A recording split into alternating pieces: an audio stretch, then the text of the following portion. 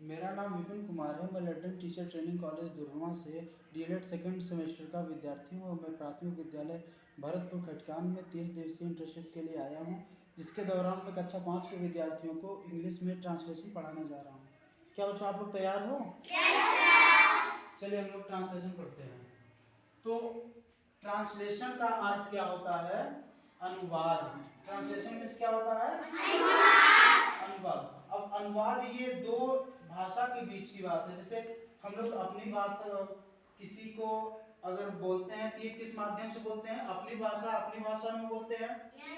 जैसे हम लोग कोई भी बात को अपनी भाषा में रखते हैं तो उसी भाषा को अगर अंग्रेजी में कन्वर्ट करना हो, बदलना हो तो उसी को अनुवाद कहते हैं। क्या कहते हैं? अनुवाद। तो अनुवाद करने के लिए सबसे बढ़िया चीज क्या होता है? हमें किसी भी शब्द का मीनिंग याद होना चाहिए। क्या याद होना चाहिए? अगर आपको शब्द का मीनिंग पता रहेगा तभी आप अच्छे से अनुवाद कर पाएंगे। ठीक, जैसे यहाँ पे हम अपनी भाषा में हिंदी में एक शब्द लिखे हैं कि यह एक कुर्सी है। क्या हमने लिखा है? ठीक, अब यह एक कुर्सी को अगर हम ट्रांसलेट करेंगे इंग्लिश में तो उसके लिए हमें एक एक शब्द का मीनिंग आना चाहिए। जैसे यह, अब यह को इंग्लिश में क्या कहते हैं? यहाँ मैंने क्या लिखा है? दिस। दिस मीन्स क्या होता है? यह। फिर उसके बाद दूसरा शब्द इसमें एक है, तो एक को इंग्लिश में क्या कहते हैं? ए या एन। अब अभी मैं आपको ये भी बताऊंगा कहाँ ए का यूज होगा और कहाँ एन का यूज होगा। ठीक, उसके बाद तीसरा शब्द क्या है? बोलिए आप लोग।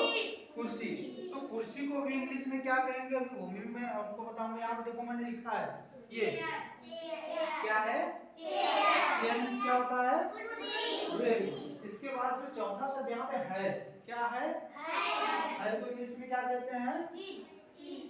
ये मैंने यहाँ लिखा है ना, इज। तो इसके हिसाब से हम आओ अनुवाद सीखते हैं।